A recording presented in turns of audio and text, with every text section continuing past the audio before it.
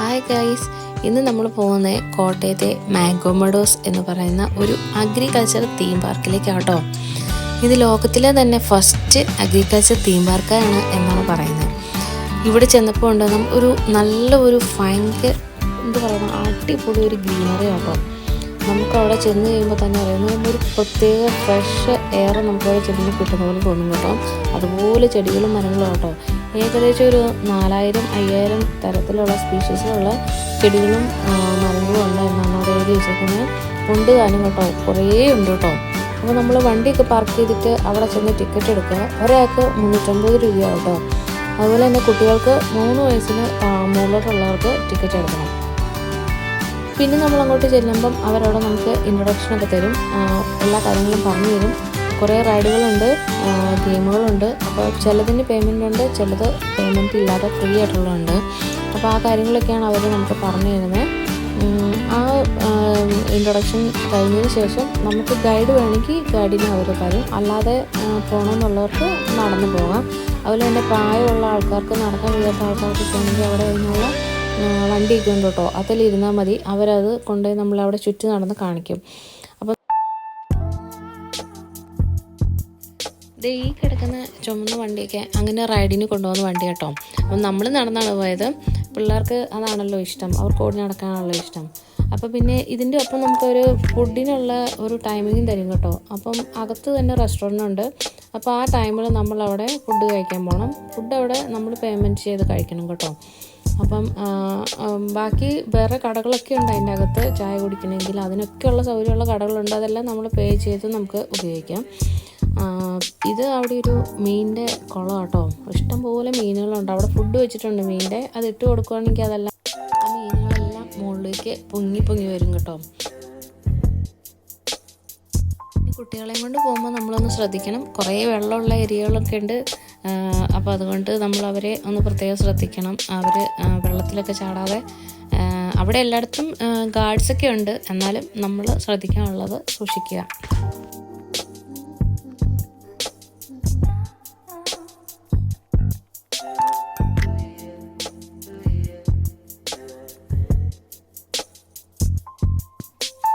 പിന്നെ നമ്മളവിടെ നടന്നു പോകുമ്പം സർപ്പക്കാവ് എന്നൊക്കെ പറയുന്ന കാവൊക്കെ ഉണ്ടല്ലോ, അതൊക്കെ നമുക്ക് കാണാൻ പറ്റും. അത് ഒക്കെ അവിടെ എഴുതി വെച്ചിട്ടുണ്ട്, ഓരോ ഇൻസ്ട്രക്ഷൻസ്. അത് നമ്മൾ ഫോളോ ചെയ്യുക. ചെടികളും അതൊന്നും പറിക്കരുതെന്നൊക്കെ അവിടെ എഴുതി വെച്ചിട്ടുണ്ട്. അതെല്ലാം നമ്മൾ ഫോളോ ചെയ്ത് പോകണം കേട്ടോ. അതുപോലെ തന്നെ ഈ വെള്ളത്തിൻ്റെ അടുത്ത് കാണുന്ന ഈ ചെറിയ ഹൗസ് പോലുള്ള അത് അവിടെ കോട്ടേജസ് ആവട്ടോ. അവിടെ ഒരു 10-22 കോട്ടേജസ് ഉണ്ട്.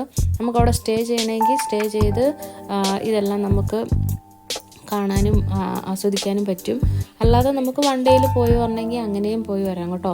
ഇത് 5 മണിയാകുമ്പോൾ സംഭവം ക്ലോസ് ചെയ്യും. അപ്പം അതിന് മുമ്പായിട്ട് വന്ന് നമ്മൾ എല്ലാം, അതായത് ഒത്തിരി ലേറ്റായിട്ട് വന്നു കഴിഞ്ഞാൽ 5 മണിയാകുമ്പോൾ ക്ലോസ് ചെയ്യും. അപ്പോൾ കുറച്ച് ഏരിയ ഉണ്ട്. അപ്പോൾ നമുക്കത് കാണാൻ ഒരു 10-30 ഏക്കർ സ്ഥലമുണ്ട്. അപ്പോൾ അത് പിള്ളേർക്ക് കളിക്കാനും ഒക്കെയുള്ള ടൈം നമ്മൾ അവർക്കും കൊടുക്കണമല്ലോ. അപ്പോൾ താമസിച്ച് വരാതെ നേരത്തെ തന്നെ രാവിലെ തന്നെ വരണം.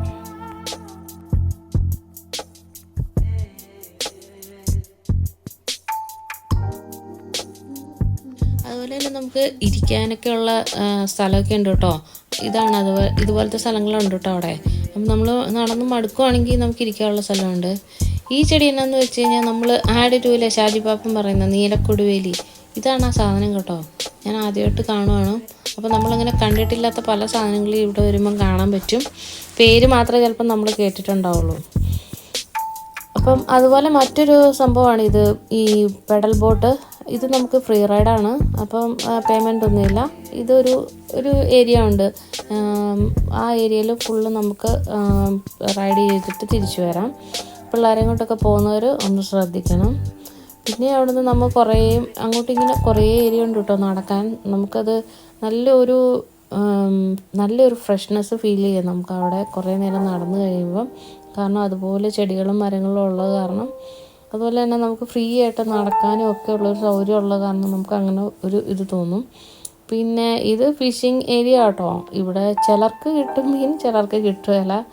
ഞങ്ങൾ കുറേ നേരം നോക്കി കേട്ടോ. ഞങ്ങൾക്ക് മീനൊന്നും കിട്ടിയില്ല. അവിടെ മീനെ പിടിക്കാൻ വേണ്ടിയുള്ള ഫുഡൊക്കെ അവിടെ വെച്ചിട്ടുണ്ട്. ഇതിനപ്പുറത്ത് കാണുന്ന ഏരിയ കുറേ പാടം ആണ് കേട്ടോ. അവിടെ കൃഷിയൊക്കെ ചെയ്യുന്നുണ്ട്. അവിടെ കുറേ ആളുകൾ കൃഷിയും ചെയ്യുന്നുണ്ട് കേട്ടോ. നമുക്ക് പോകണമെങ്കിൽ അവിടെ പോയി കാണാനുള്ള സൗകര്യമൊക്കെ ഉണ്ട്. ഞങ്ങളങ്ങോട്ട് പോയില്ല, പിള്ളേരെയും കൊണ്ടൊക്കെ ആയതുകൊണ്ട്. ഞങ്ങൾ ഇവർക്ക് ഫിഷിങ്ങും പരിപാടിയൊക്കെ ഞങ്ങൾ ഇപ്പുറത്ത് ചെയ്യുമായിരുന്നു. അവിടെ തന്നെയുള്ള വെള്ളത്തിലാണ്. ഇതവിടെയുള്ള വേറൊരു കുട്ടവഞ്ചി എന്ന് പറഞ്ഞൊരു സംഭവം കേട്ടോ. ഇത് നമുക്ക് ഫ്രീ റൈഡാണ് കേട്ടോ.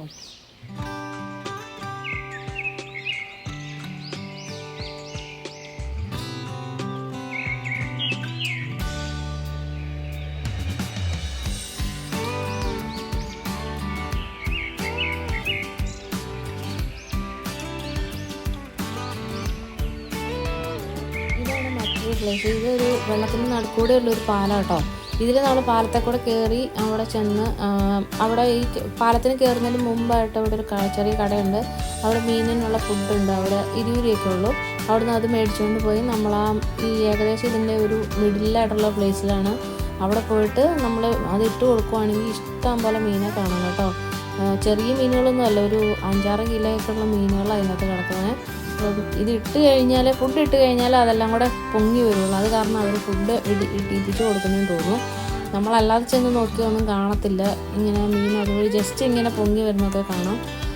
ഫുഡ് ഇട്ട് കൊടുത്തു കഴിഞ്ഞാൽ എല്ലാം കൂടെ ഒത്തിരിയായിട്ട് പൊങ്ങി വരുന്ന കാണാറ്. അപ്പോൾ പിള്ളേർക്ക് അതൊക്കെ ഒരു രസമായതുകൊണ്ട് നമുക്കതൊക്കെ ചെയ്യാം.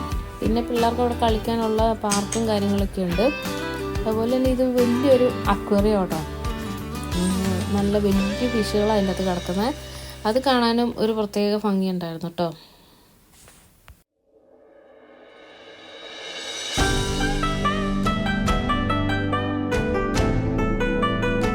ഇതെന്നാന്ന് മനസ്സിലായി, ഇതൊരു ATM ആട്ടോ. ഇത് തന്നെ അവരെവിടെ എഴുതി വെച്ചേക്കുന്ന വേൾഡിലെ ഫസ്റ്റ് തീംഡ് ആയിട്ടുള്ള ATM എന്നാണ്. നമ്മുടെ ഡാഗിനിയും കുട്ടൂസിനൊക്കെ ആയിരുന്നു അവിടെ ഉണ്ടായിരുന്നത്. അപ്പോൾ നമുക്ക് പൈസ എടുക്കണമെങ്കിൽ പൈസ എടുക്കാൻ കേട്ടോ. ശരിക്കും ഒറിജിനൽ ATM തന്നെയാണ്. പിന്നെ പിള്ളേർക്ക് അവിടെ കുറേ കളിക്കാനുള്ള ഏരിയ ഉണ്ട് കേട്ടോ. കുറേ ഏരിയ ഉണ്ട്. അതുപോലെ തന്നെ വലിയവർക്കുള്ള ഏരിയ ഉണ്ട്. ഷൂട്ടിങ്, ആർച്ചറി അങ്ങനത്തെ സംഭവങ്ങളൊക്കെ ഉണ്ട്. അതൊക്കെ ഫ്രീ ആയിട്ടുള്ള കേട്ടോ.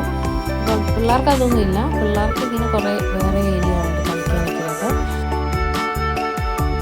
ഇതാണ് പറഞ്ഞ റൈഡുകൾ. ഇതൊക്കെ ഫ്രീ ആയിട്ടുള്ള റൈഡുകളാണ് കേട്ടോ. അപ്പം അങ്ങനെ കുറേ റൈഡുകളുണ്ട്. പിള്ളേർക്ക് നന്നായിട്ട് എൻജോയ് ചെയ്യാൻ പറ്റിയ ഒരു സ്ഥലം തന്നെയാണ് കേട്ടോ.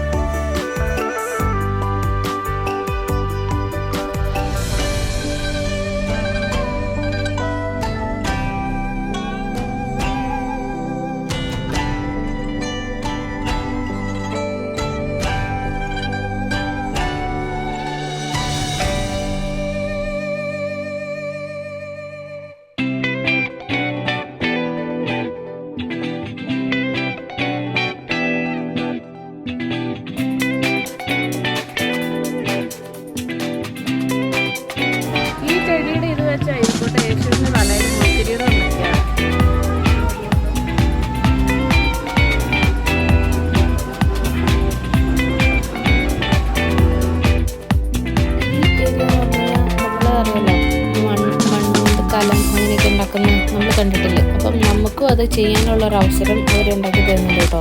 അതിപ്പോൾ നമ്മൾ ടിക്കറ്റ് എടുക്കുമ്പോൾ തന്നെ ആ പേയ്മെൻറ്റ് ചെയ്യണം. അത് ഒരാൾക്ക് 100 രൂപ കേട്ടോ.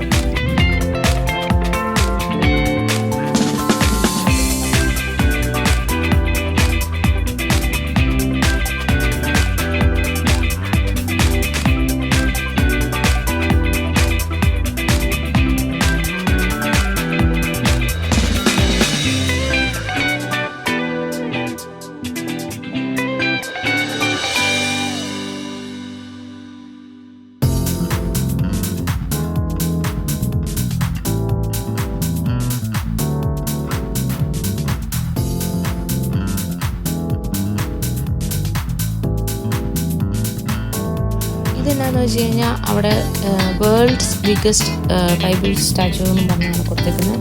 ഒരു ബൈബിൾ ഓപ്പൺ ചെയ്ത് വെച്ചേക്കുന്നതാണ്. ബൈബിൾ ഉപദ്യാവിൻ്റെ പുസ്തകമാണ് ഓപ്പൺ ചെയ്ത് വെച്ചേക്കുന്നത്. അതിൻ്റെ അകത്ത് കുറേ വാക്യങ്ങളൊക്കെ എഴുതിയിട്ടുണ്ട്.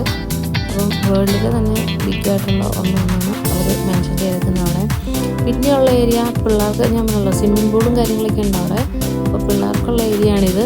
വലിയവർക്കുള്ളത് അതിൻ്റെ തൊട്ടടുത്ത് തന്നെയുണ്ട്.